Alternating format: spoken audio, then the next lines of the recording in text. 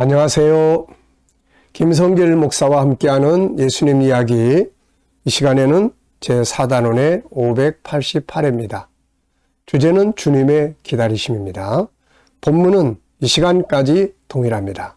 이제 가나안 여인의 이야기는 이 시간으로 마치게 되겠습니다. 자, 읽어보겠습니다. 마태복음 15장 21절로 28절. 예수께서 거기서 나가사 두로와 시돈 지방으로 들어가시니 가나안 여자 하나가 그 지경에서 나와서 소리질러 이르되 주 다윗의 자손이여 나를 불쌍히 여기소서 내 딸이 흉악하게 귀신 들렸나이다 하되 예수는 한 말씀도 대답하지 아니하시니 제자들이 와서 청하여 말하되 그 여자가 우리 뒤에서 소리를 지르오니 그를 보내소서. 예수께서 대답하여 이르시되 나는 이스라엘 집에 잃어버린 양 외에는 다른 데로 보내심을 받지 아니하였노라 하시니 여자가 와서 예수께 절하며 이르되 주여 저를 도우소서. 대답하여 이르시되 자녀의 떡을 취하여 개들에게 던짐이 마땅하지 아니하니라. 여자가 이르되 주여 올소이다마는 개들도 제 주인의 상에서 떨어지는 부스러기를 먹나이다 하니 이에 예수께서 대답하여 이르시되 여자여 내 믿음이 크도다 내 소원대로 되리라 하시니 그때로부터 그의 딸이 나으니라. 아멘. 자, 저는 이 사건을 연구할 때 이런 생각이 많이 들었어요. 주님이 왜 이러셨을까? 왜 주님은 침묵하셨고 왜 이런 기분 나쁜 이야기를 이 여인에게 하셨을까? 왜 이 여인을 그렇게 무참하게 자존심을 짓밟고 개와 같이 취급하는 이런 말씀을 하셨을까? 이게 참 궁금해요. 주님은 분명히 이 여인을 외면하지 않으실 분이었고 민족적 차이로 이 여인을 외면할 분이 아니셨고 사람을 무시하실 분도 아니었어요. 그리고 더 중요한 것은 이런 아픔을 절대로 외면하시는 분이 아니시단 말이죠. 그런데 그분은 왜 처음에 침묵하셨을까요? 그리고 다음에는 왜 이스라엘 사람이 아니라는 말씀을 하셨을까요? 그리고 마지막에는 그 여인을 개처럼 표현하시는 말씀을 왜 하셨을까요? 결국 생각하다가 내린 결론이 기다림이에요. 기다림. 주님의 기다리심. 뭘 기다리셨겠어요? 이 여인의 믿음의 끝을 보고자 하신 거죠. 믿음이라는 것은 끝을 봐야 할 수 있어요. 우리 가끔 그러잖아요. 처음에 다 막 사람들이 잘합니다. 그럼 뭐라고 해요? 좀 더 두고 봐. 끝을 봐야 돼. 끝에 가봐야 그 사람의 됨됨이를 알 수 있는 거예요. 참 이게 맞는 말이에요. 그러니까 예수님은 지금 이 여인의 참 믿음을 보고 싶으신 거예요. 참 믿음. 무시당해도 떠나지 않고 차별한다고 해도 떠나지 않는 끝까지 신뢰하고 기다리는 이 믿음을 보고 싶으셨던 거죠. 그래서 모든 자존심, 위신 다 버리는 그 마지막 끝을 보고 싶으셨고 주님을 향한 간절함의 결론을 보고 싶으셨던 거죠. 성경을 보면 하나님의 기다림에 대한 이야기가 많이 나옵니다.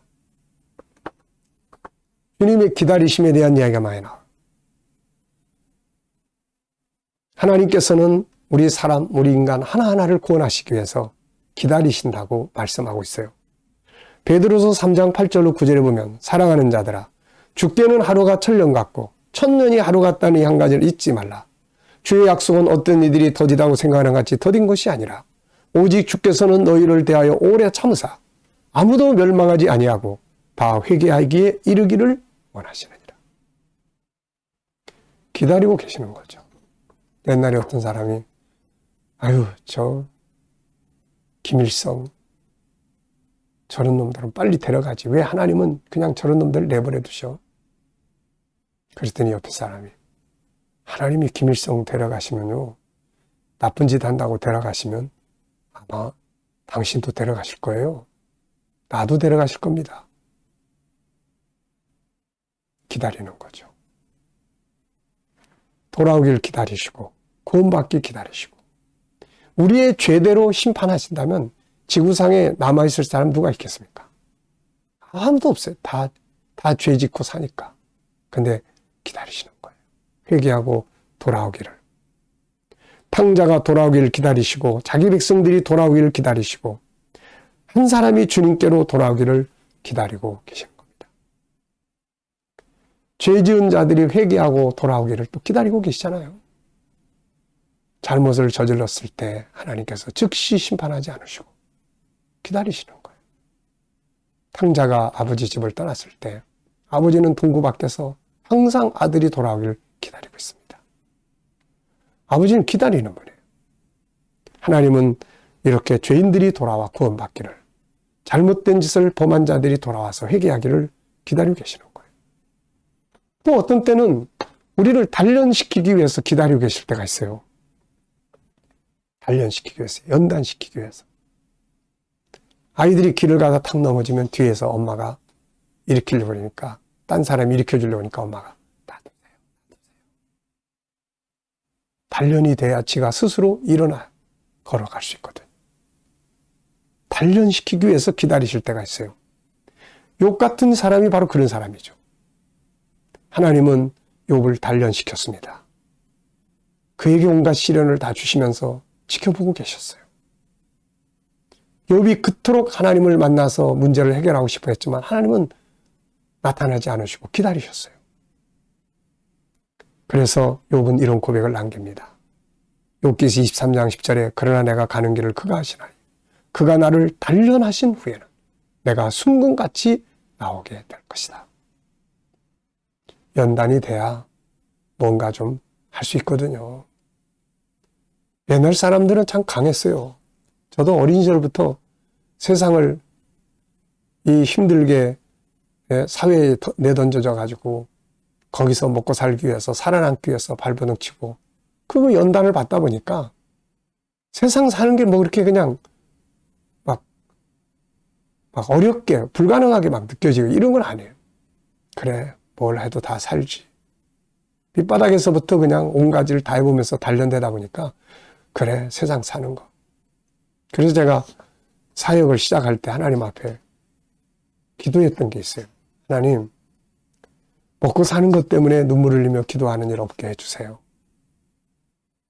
아시잖아요. 저는 돈 벌어서 세상 살던 사람입니다.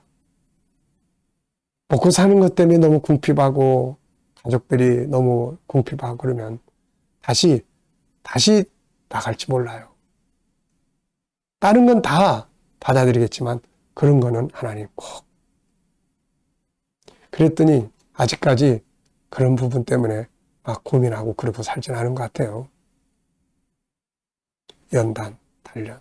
요즘 아이들, 우리 청소년들, 젊은이들 보면 너무 연단이 안 돼 있어요, 이게. 조금만 어려우면 그냥 그만두려고 그러고 못하고 힘들고 막. 네. 참 어떻게 세상을 살아가게 될지 참 안타깝습니다. 때로는 단련을 위해서 하나님이 그냥 내버려 두는 거예요. 우리가 훈련되고 단련돼서 정금같이 나올 수 있도록 기다리고 계시는 거죠.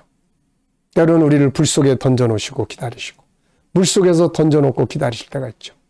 사자굴 속에 다니엘 던지시고 그의 친구들 불 속에 던지시고 요셉을 애구의 풀무불에 던져놓고 하나님이 연단시킨 겁니다. 이 속에서 몸부림치면서 연단되고 정금처럼 나오면 나중에 다 귀한 그릇으로 쓰여지게 되는 거죠. 때로는 하나님의 뜻을 이루기 위해 기다리십니다. 하나님이 이스라엘 백성들을 애굽에서 건져내셔서 가나안 땅에 들어가게 하시는 이 일을 430년 동안이나 기다리셨어요. 아브람과 맺은 언약을 이루시려고. 요셉이 애굽으로 팔려갈 때 하나님의 도움을 눈물로 구했겠지만 하나님은 못 본 척 하시고 그냥 기다렸어요. 아브람과 언약을 이루기 위해서 때가 찰 때까지 기다렸던 거죠. 주님이 십자가에 달려 돌아가실 때 죽기까지 기다리셨어요. 살려주신 게 아니라 죽기까지 기다린 거예요. 왜? 주님이 죽으셔야 인류 구원의 뜻을 이룰 수 있기 때문이죠. 때로는 더 큰 믿음을 주시기 위해서 기다리실 때도 있습니다. 요한복음 11장을 보면 나사로가 병들었다는 소식을 들었는데 예수님은 그냥 가만 계세요. 그러다가 나사로가 죽었다는 소식을 듣자 야 이제 죽었다 가자. 그러고 가신 거예요. 마르다와 마리아는 예수님 왜 오빠가 살아있을 때 소식 보냈는데 그때 오셔서 좀 고쳐주시지 죽은 다음에 오시면 뭐합니까? 막 그랬단 말이에요. 그런데 주님은 죽은 자를 살려내시면서 더 큰 믿음을 그들에게 주셨던 것이죠. 때로는 아직 응답의 시간이 아니기 때문에 기다리실 때도 있습니다. 농사의 원리가 그렇잖아요. 심자마자 열매를 거둘 수 없어요. 그래서 농부는 시간을 기다립니다. 때가 되어야 열매를 맺을 수 있기 때문이죠. 그래서 모든 것에는 하나님이 일하시는 시간이 있습니다. 주님이 빨리 응답하시지 않고 계신다면 분명히 기다린 이유가 있는 거예요. 그것이 뭐든 주님이 기다리신데 그분이 기다려서 그분의 시간까지 기다리시는 거예요. 그게 그 뜻을 이루기 위해든 회개하고 돌아오길 기다리든 단련되기를 기다리든 뭔가 하나님의 언약을 이루기 위해서 기다리든 더 큰 걸 주시기 위해서 기다리든. 그렇다면 주님이 기다리고 계실 때 우리 어떻게 해야 되겠어요? 아유 지금 아직 아니야 그러고 그냥 가버리는 게 아니고 어땠습니까? 우리도 더 기도하고 더 헌신하고 더 봉사하면서 그분의 때를 기다려야 되는 겁니다. 시편 40편 1절 2절을 보면 이런 말을 했어요. 다윗이 내가 여호와를 기다리고 기다렸더니 귀를 기울이사 나의 부르짖음을 들으셨도다. 나를 기가 막힐 웅덩이와 수렁에서 끌어올리시고 내 발을 반석 위에 두사 내 걸음을 견고하게 하셨도다. 하나님의 일하시는 시간, 그 때를 기다릴 수 있어야 합니다. 이 시간 말씀 여기서 마치겠습니다. 감사합니다.